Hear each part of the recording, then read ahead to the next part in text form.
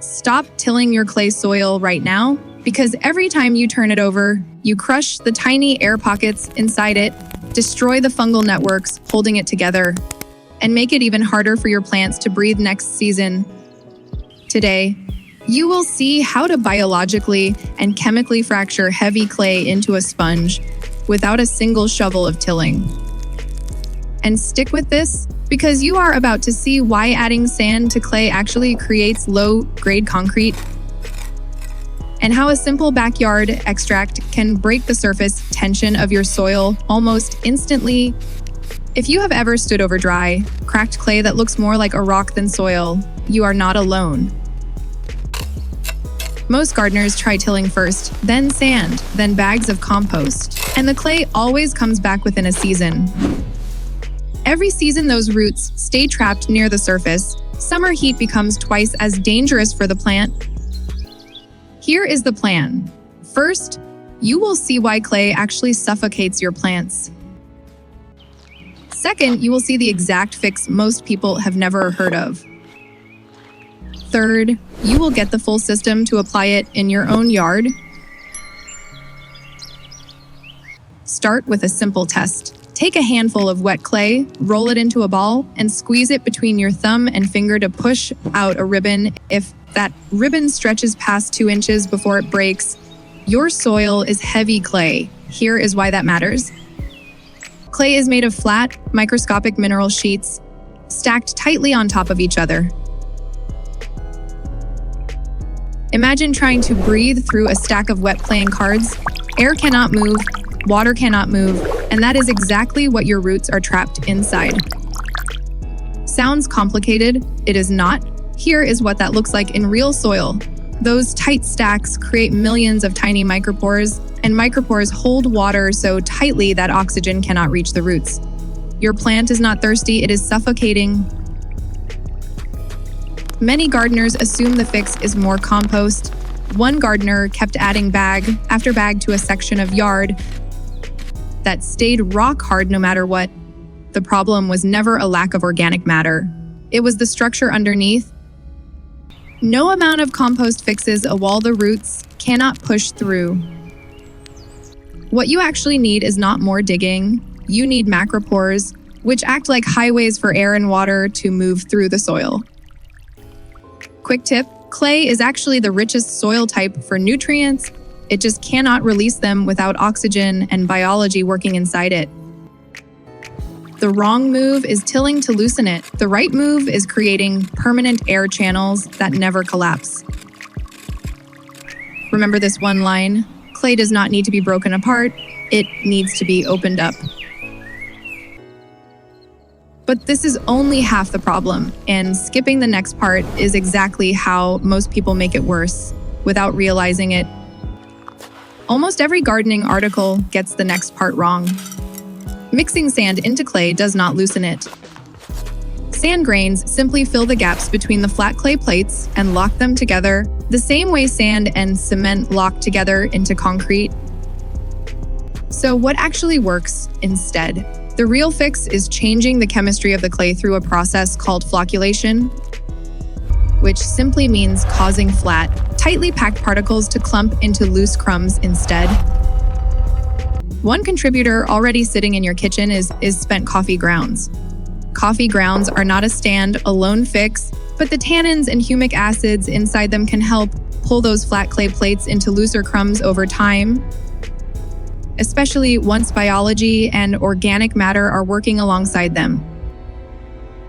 Here is your rule. Sand locks clay together, coffee grounds and active biology help pull it apart. That fixes the surface, but none of that matters if the hardpan underneath stays sealed. Here is where almost every guide stops and where the real fix begins, through what you can think of as vertical drainage chimneys. Using a 2-inch bulb auger on a cordless drill, drill holes 12 to 18 inches deep across your planting bed. This bypasses the compacted hardpan layer completely, instead of fighting it from the surface. Fill each hole with a blend of biochar, gypsum, and mycorrhizal inoculants. Gypsum is calcium sulfate, and its calcium ides swap places with the sodium and aluminum bound to the clay, which chemically unlocks the tight particle bonds.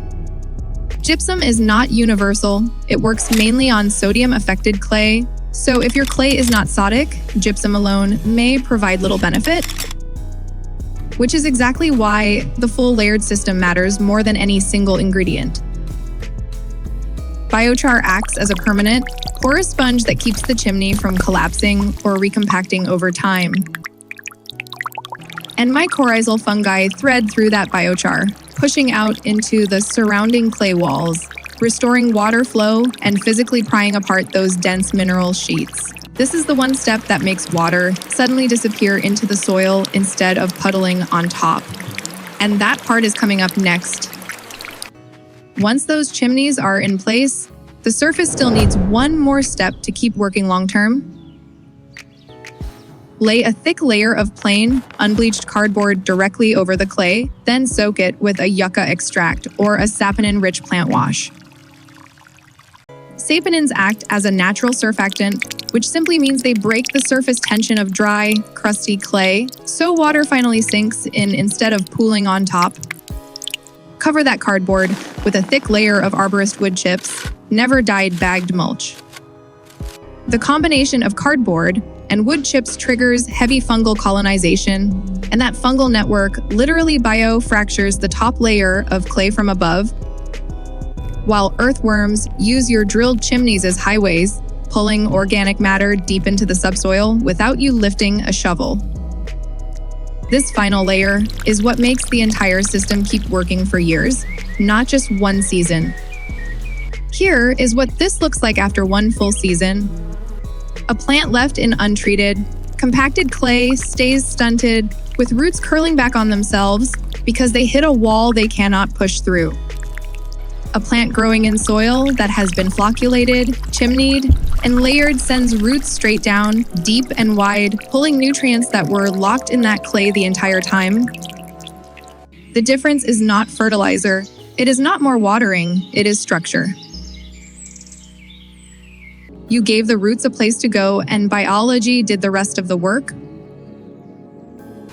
So here is what to actually do. First, run the ribbon test on your own soil today so you know exactly what you are working with. Second, start saving your coffee grounds instead of throwing them away. Third, if your yard has been fighting you for more than one season, order gypsum, biochar, and a mycorrhizal inoculant, and drill your first set of chimneys before your next planting window.